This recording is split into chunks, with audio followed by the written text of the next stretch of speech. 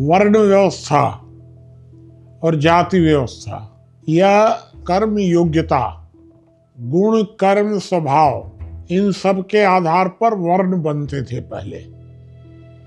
वर्ण बनने का मतलब ये था कि प्रत्येक बालक की एक परीक्षा होती थी। पुराने जमाने में 8 वर्ष की उम्र में एक परीक्षा होती थी, जो पास हो गए वो ब्राह्मण मान लिए गए। 10 वर्ष की उम्र में फिर बाकी लोगों की परीक्षा होती थी, पास कर गए वो क्षत्रिय हुए। उसके बाद फिर 12 वर्ष की उम्र में फिर एक परीक्षा होती थी, जो पास कर गए वो वैश्य हो गए।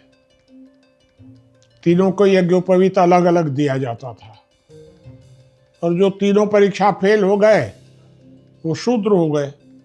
शूद्र माने श्रमिक। ब्राह्मण, क्षत्रिय, वैश्य तीनों का मतलब था द्विज। ये व्यवस्था थी उस समय, परीक्षा होती ही थी। अब वो धीरे धीरे परीक्षा बंद हो गई, सब जन्म के आधार पर हो गया। फिर उस वर्ण में कर्म के आधार पर जाति बनती थी। ब्राह्मणों की जातियां अलग होती थी, क्षत्रियों की अलग होती थी कर्म के अनुसार, वैश्यों की अलग होती थी। ये जातियां जो बनती थी वो कर्म के आधार पर बनती थी। अब जब वर्ण व्यवस्था जन्म के आधार पर होने लग गई, जातियां भी जन्म के आधार पर होने लग गई, तो एक दिक्कत आ गई, सब गड़बड़ हो गया। अयोग्य लोग ब्राह्मण बनने लग गए, योग्य लोग शूद्र बनने लग गए। इससे विकृति पैदा हुई। फिर पुराने जमाने में और वर्तमान में भी बहुत वर्ण संकर संतानें होती हैं।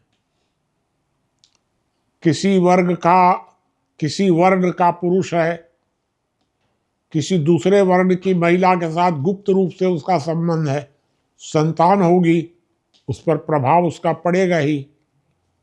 ये सारा कुछ होता रहता है हमेशा। इसलिए वर्ण व्यवस्था को परीक्षा के आधार पर ही होना चाहिए था, और होना चाहिए भी वर्तमान में भी। इसीलिए हम लोगों ने इसको बदला। अगर हम ब्राह्मण, क्षत्रिय, वैश्य, शूद्र इसको इसी तरह रखेंगे तो बड़ी दिक्कत होगी। तो हम लोगों ने नाम दिया मार्गदर्शक, रक्षक, पालक, सेवक।